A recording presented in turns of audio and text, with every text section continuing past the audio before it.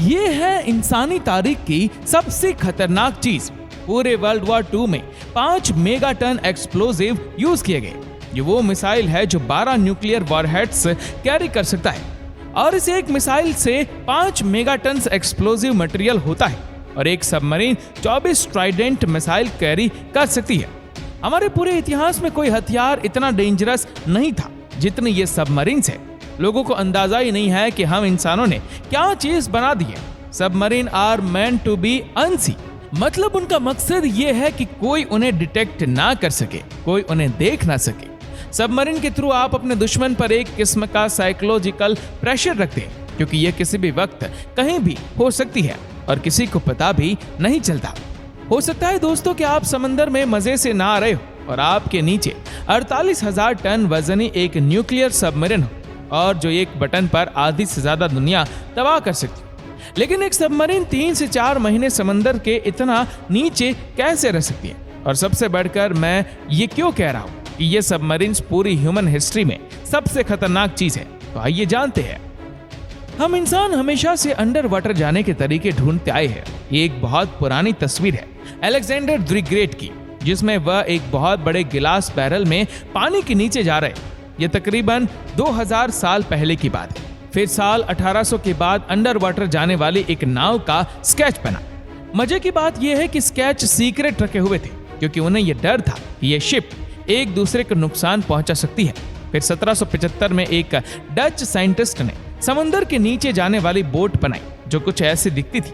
इसे turtle boat कहा जाता था और यह ह्यूमन हिस्ट्री की सबसे पहली सबमरीन थी। डच ने इस बोट को ब्रिटिश के खिलाफ फ्रीडम वॉर में यूज करने की कोशिश की, मगर ये डूब गई और सारा एक्सपेरिमेंट फेल हो गया। उसके बाद 19वीं सदी में इस आइडिया पर काम बहुत तेज हो चुका था। एक जर्मन साइंटिस्ट रूडोल्फ डीजल ने एक इंजन इन्वेंट किया जिसने सब कुछ बदल कर रख दिया। ये इंजन हवा और फॉसिल फ्यूल्स को मिक्स करके एक प्रेशर क्रिएट करता था जिससे छोटा सा एक्सप्लोजन होता था और चीजें चलने लगती थी। जर्मन के जहन में आइडिया आया कि क्यों ना इस इंजन को अंडर वाटर बोट में यूज किया जाए और फिर इस तरह उनकी बैटरी को समंदर के नीचे इस प्रोसेस के थ्रू चार्ज किया जा सकेगा। जर्मन साइंटिस्ट ने इसी आइडिया पर अमल करते हुए पहली मॉडर्न सबमरीन इन्वेंट की। इन सबमरीन को यू बोट कहा जाता था, लेकिन इनका सिर्फ एक प्रॉब्लम था। इन सबमरीन के इंजन को हवा चाहिए थी और अंडर वाटर ऐसा कोई सिस्टम तो था नहीं। इसीलिए जर्मन सबमरीन्स को हर 48 घंटे बाद पानी के ऊपर आना पड़ता था ताकि इंजन हवा पकड़ सके और जैसे ही वह पानी के ऊपर आती थी तो डिटेक्ट हो जाती थी और वह जो सरप्राइज वाला सारा एलिमेंट था वह खत्म हो जाता था। लेकिन यह प्रॉब्लम बहुत जल्द सॉल्व होने वाली थी। 20वीं सदी में इंडस्ट्रियल रिवॉल्यूशन के बाद एक टेक्नोलॉजी धमाका आया। दुनिया की सुपर पावर एक से बढ़कर एक खतरनाक हथियार बना रही थी जिससे वह अपने दुश्मनों को तबाह कर सके।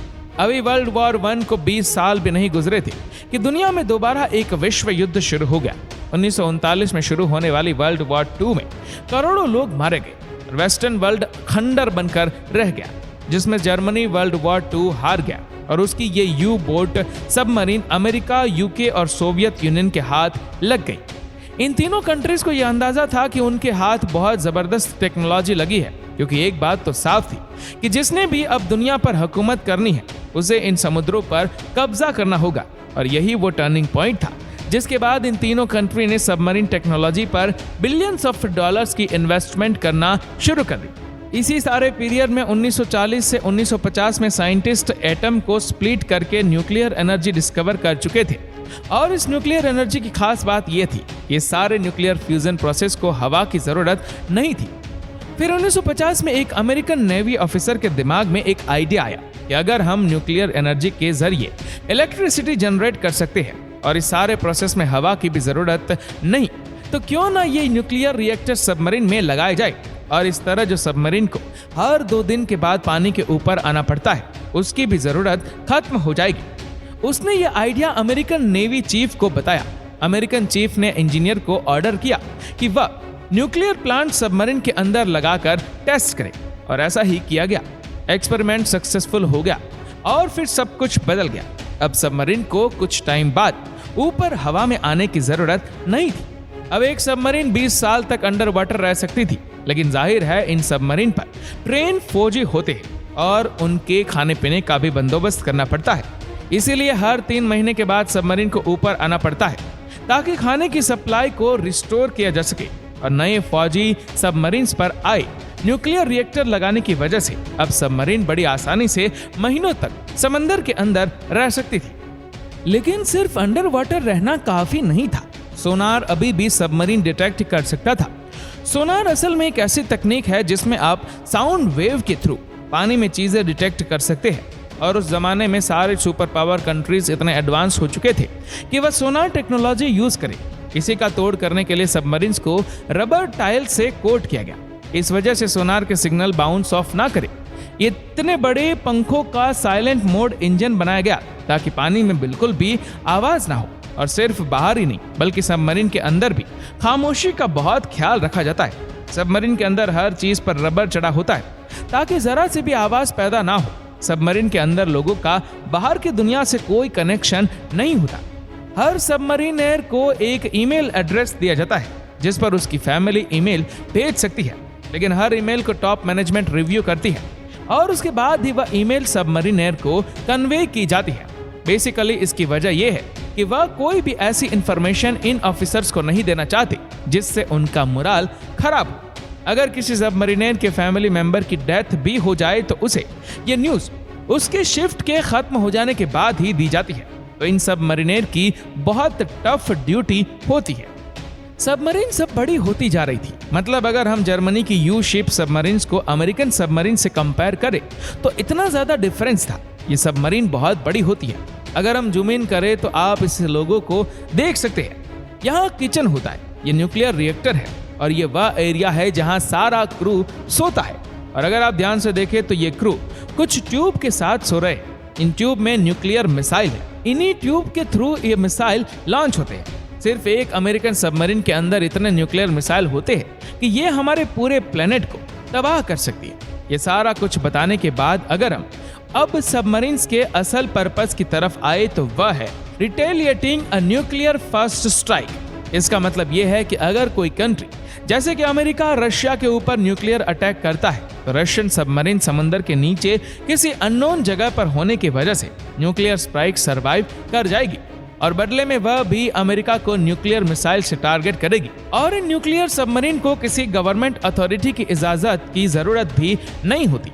अगर अमेरिका रशिया पर न्यूक्लियर स्ट्राइक करता है तो रशियन सबमरीन्स के कमांडर किसी भी ऑर्डर का वेट किए बगैर अमेरिका पर वापस न्यूक्लियर स्ट्राइक करेंगे। इसीलिए हर सबमरीन के सेफ बॉक्स में सीक्रेट लेटर होता है। अगर किसी कंट्री पर न्यूक्लियर अटैक हो जाए और उस कंट्री की लीडरशिप उस अटैक में मारी जाए तो उस लेटर में ये लिखा होता है कि अब सबमरीन के कमांडर को क्या करना है। इसीलिए यह सबमरीन एक किस्म का साइकोलॉजिकल डिफेंस है जिसकी वजह से दूसरा कंट्री आपके कंट्री पर न्यूक्लियर अटैक नहीं करता। और इसीलिए इतने सारे न्यूक्लियर बॉम्ब्स होने के बावजूद रशिया और अमेरिका एक दूसरे पर अटैक नहीं करते। ये सबमरीन ही आज न्यूक्लियर वॉर को रोके हुए है। इस वक्त दुनिया में 6 कंट्रीज के पास न्यूक्लियर सबमरीन है जिनमें America, UK, France, India, Russia और चाइना शामिल है। इसीलिए ये सारे कंट्रीज मिलिट्री जायंट्स हैं। जमीन पर न्यूक्लियर वेपन्स होना पावरफुल है, जेट्स में न्यूक्लियर वेपन्स होना भी काफी पावरफुल है। लेकिन इन दोनों ऑप्शंस में आप ये न्यूक्लियर वेपन्स देख सकते हो और इन्हें टारगेट भी कर सकते हो। मगर जब आपके पास न्यूक्लियर सबमरीन हो जो खामोशी से समंदर में घूम सकती हो तो आपको अपने दुश्मन पर एक जबरदस्त सरप्राइज एडवांटेज मिल जाता है। सबमरीन का एक और बहुत बड़ा फायदा ये है कि ये जासूसी के लिए भी बहुत जबरदस्त है। अब आप सब लोग ये बात तो जानते हैं कि इस वक्त दुनिया में सारी कम्युनिकेशन इन अंडर वाटर की वजह से होती है। सिर्फ इंटरनेट ही नहीं, मिलिट्री कम्युनिकेशन के लिए भी ये अंडर वाटर केबल यूज की जाती है और ये समंदर के इतना नीचे होता है कि कोई वहां जाने का सोच भी नहीं सकता सिवाय सबमरीन के। 1970 में अमेरिकन इंटेलिजेंस एजेंसीज ने नेवी के साथ मिलकर प्लान किया कि वो रशियन कम्युनिकेशन केबल्स को पैसिफिक ओशन के नीचे ढूंढकर टैप करेंगे। सबमरीन्स की एक टीम इस एरिया में भेजी गई और उन्हें समंदर से 120 मीटर नीचे इस एरिया में एक केबल मिली जो सोवियत नेवल बेस से कनेक्टेड थी। अमेरिकन ने उसके बल पर टेप रिकॉर्डर लगा दिया और अब वह सोवियत की सारी बातें सुन सकते थे। रशियन सोच भी नहीं सकते थे कि कोई ऐसा कर सकता है।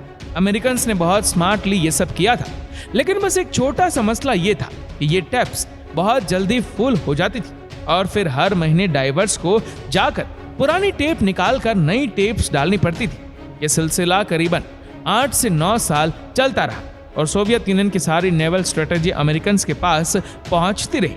फिर फाइनली अमेरिकन इंटेलिजेंस एजेंसी के एक एजेंट ने यह सारी इंफॉर्मेशन $35,000 में रशियन को बता दी और रशियन ने यह रिकॉर्डर पकड़ लिया। आज भी कंट्री समंदर में फाइबर ऑप्टिक केबल्स को टैप करते हैं। आपको बता दें कि ये हाइयो क्लास सबमरीन है जिसमें न्यूक्लियर मिसाइल्स होते हैं। हर एक मिसाइल के आगे ऐसे कॉर्न शेप वॉर हेड्स होते हैं। जब भी सबमरीन से मिसाइल लॉन्च होता है तो ये फुल स्पीड से हमारी अर्थ की एटमॉस्फेयर से बाहर निकल जाता है और वहां पहुंचते ही मिसाइल का इंजन ऑफ हो जाता है और फिर ये corn shape war heads missile से निकलकर जमीन पर अपने टारगेट पर आकर फटते हैं। सबमरीन से निकले इस मिसाइल की पावर जापान में गिरने वाले एटम बम से 12th टाइम ज्यादा है और हर सबमरीन ऐसे 24 मिसाइल क्वेरी कर सकता है। यह सबमरीन तो एक एग्जाम्पल है कि हम इंसानों ने एक दूसरे को तबाह करने के लिए कैसी कैसी चीजें इन्वेंट कर दी है। आप जरा थोड़ी देर के लिए सोचें कि पानी के नीचे 3 से 4 महीने बगैर किसी हवा के एक मशीन को चलाना एक इम्पॉसिबल काम है, मगर हम इंसानों ने ये करके दिखाया क्योंकि हम इंसानों का सारा फोकस पावर, कंट्रोल और सिर्फ पैसे पर ही है। दोस्तों, इस वीडियो को लेकर आपकी क्या राय है हमें नीचे कमेंट करके जरूर बताएगा और अगर आपको वीडियो अच्छा लगा हो तो इस वीडियो को लाइक करेगा, शेयर करेगा ज्यादा से ज्यादा लोगों तक और ऐसे ही और भी इंटरेस्टिंग वीडियोस को YouTube पर देखने के लिए नीचे कमेंट सेक्शन में लिंक दी गई है जिसके ऊपर क्लिक करके हमारे चैनल को आप सब्सक्राइब करें और बेल आइकन दबाएं ताकि हमारे हर लेटेस्ट वीडियो की अपडेट आपको मिलते रहे सबसे पहले। और हाँ, हमारे फेसबुक पेज को फॉलो करना मत भूलना। धन्यवाद।